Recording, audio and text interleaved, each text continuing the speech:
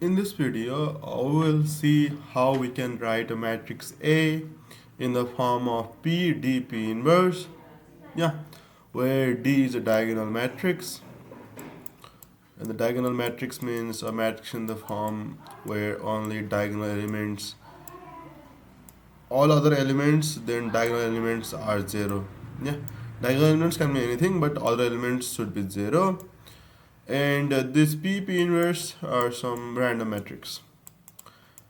Yeah. Now we will try to see how do we write a matrix in such form. Now you might ask, why do we need to write in such form? Yeah.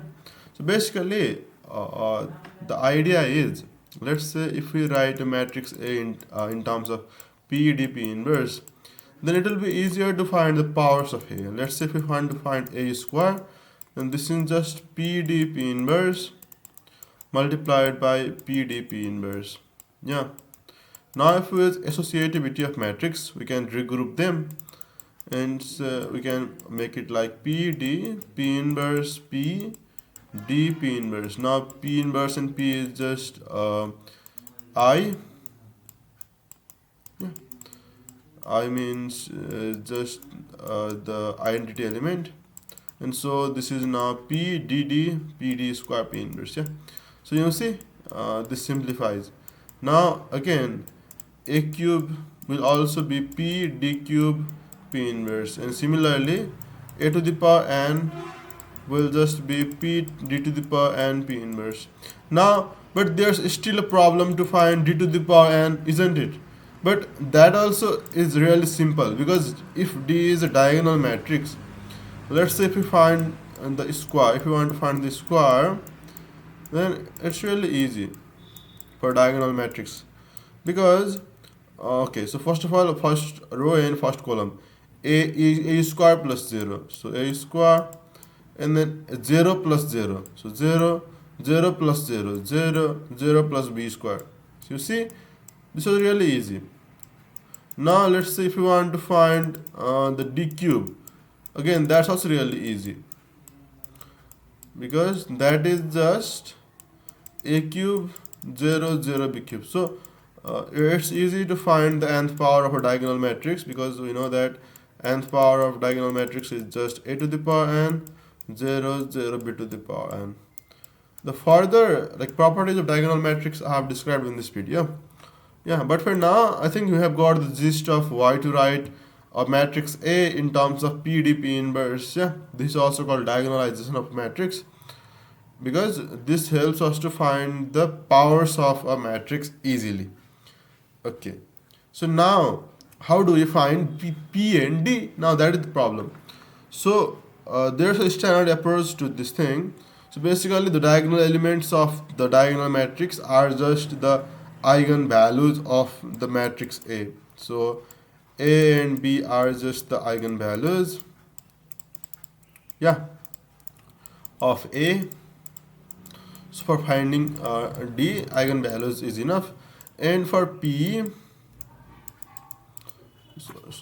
and to find P, 1 minus 1 1 1. These are just eigenvectors. So A has two eigenvectors, 1 minus 1 and 1 1. So to find P, eigenvectors is enough. Eigenvectors of A. Yeah, so eigenvectors and eigenvalues will help us to find PDP inverse. Now P inverse we can find easily if we have P. But now how to find eigenvalues and eigenvectors? That is the question. So let me first define eigenvectors and eigenvalues. Yeah, if you are not familiar with it. Basically, if this is a matrix A, yeah, and let's say if you have a vector B, which when multiplied to A, that gives lambda times B. In that case, lambda is called as eigenvalue and B is called as eigenvector.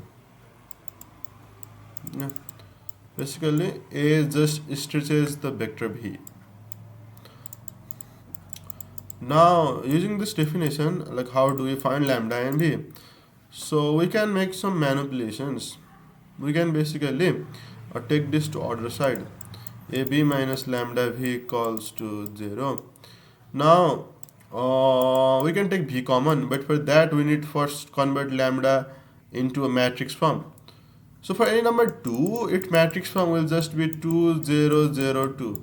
If you ask me why, because this is just 2 into 1, and 1 in matrix is just 1 0 0 1. So that's why this is just 2 0 0 2. And similar is the case here. We need to multiply lambda by I, which is the identity matrix, v equals to 0.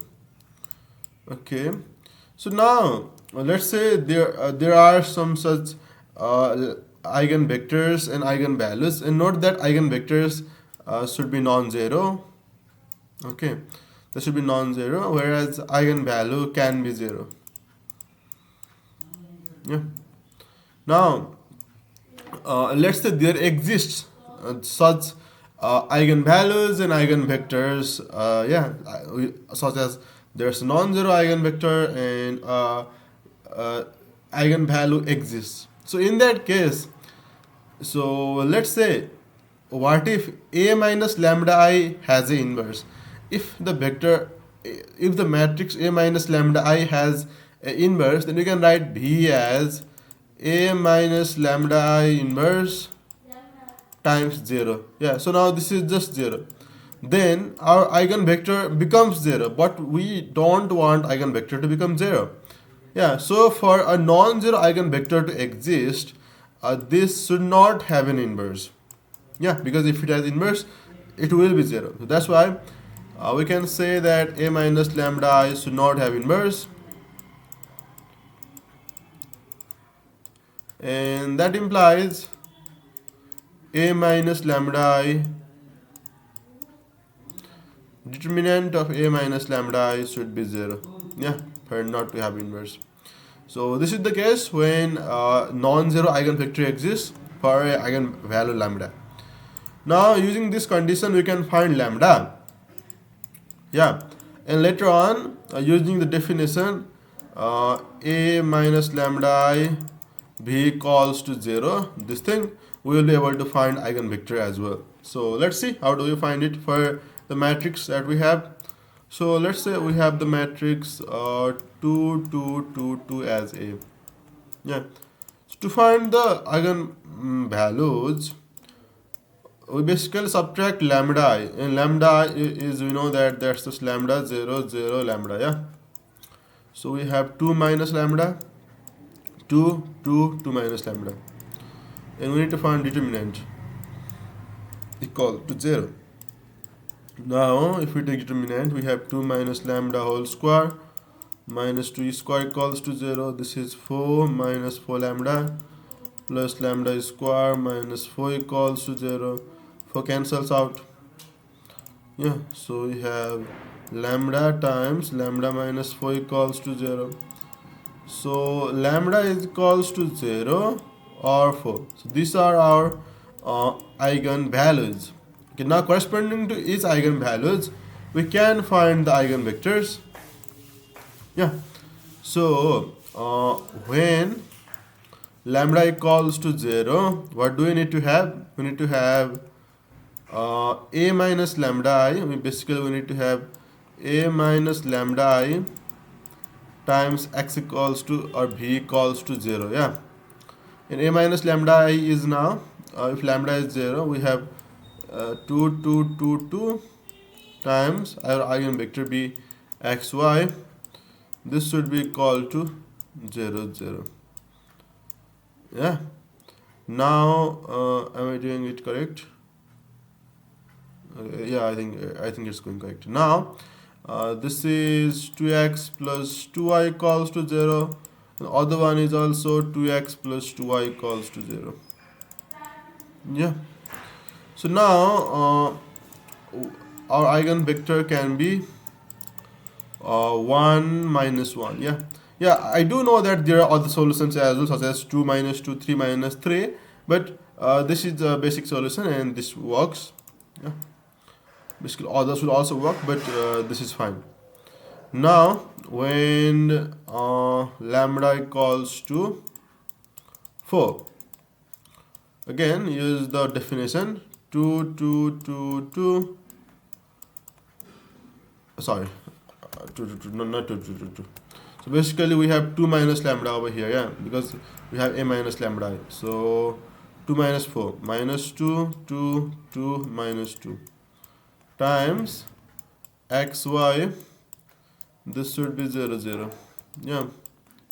We have minus 2x plus 2y equals to 0, and the 2x minus 2y equals to 0. So a possible solution is 1 comma 1, yeah, that works. So these are our eigenvectors, and if we merge the eigenvectors in any order, we get our matrix P. So 1 minus 1 1 1 is our P, and our diagonal matrix is our eigenvectors for 0 and 4, yeah. So write the 0 and 4 in the diagonals, and others will just be 0. So this is our D. So that's why we can say that our matrix 2 2 2 2, this is actually equal to 1 minus 1 1 1, yeah, 0 0 0 4, and then 1 minus 1 1 1 inverse. Okay, now what's the benefit of this notation? So let's say if we want to find the 100th power of this thing, if you want to find the 100th power, it will be really difficult to multiply it 100 times, but over here we don't need to do that. But just raise this to the power of 100, 0 0 0 4 to the power 100, and that does all the work. 1 minus 1 1 1 inverse. Now the only thing that you need to do to find the answer is take the inverse, which you can do easily. Yeah, basically inverse of a 2 into 2 matrix ABCD is just 1 by AD minus BC, and then DA minus C minus B. Yeah, so you can use this formula to find the inverse and then multiply these three things and you get the answer. So this is the benefit of changing a matrix A in the form of PDP inverse. There are other benefits as well, such as we can take the exponent of a matrix, yeah, such as we can take e to the power 2 2 2 2. Using this notation of PDP inverse, you can also take log of the matrix, yeah, which I'm going to solve in my channels. You can have the link over here, or basically I have a matrix playlist in my channel where I have done all of this. You can also raise a matrix to another matrix, yeah, using this notation 2 2 2 2 2 2 1 1 1 1. So all of these are possible once we have once you can write matrix A as PDP inverse. And I just showed one of the use over here. You can also explore other uses, yeah. And yeah, I do hope that you enjoyed the video. So the flow was basically, first of all, I tried to show you why to write in this notation, and then how diagonal matrix is easy to manipulate, and like how to find eigenvalues and eigenvectors, yeah. And at last I also gave you some more ideas about how we can about like these things can be used for exponentiating and taking logarithms and such. Yeah, I hope you enjoyed the video. Thanks for watching. Look forward to seeing you in the upcoming videos too.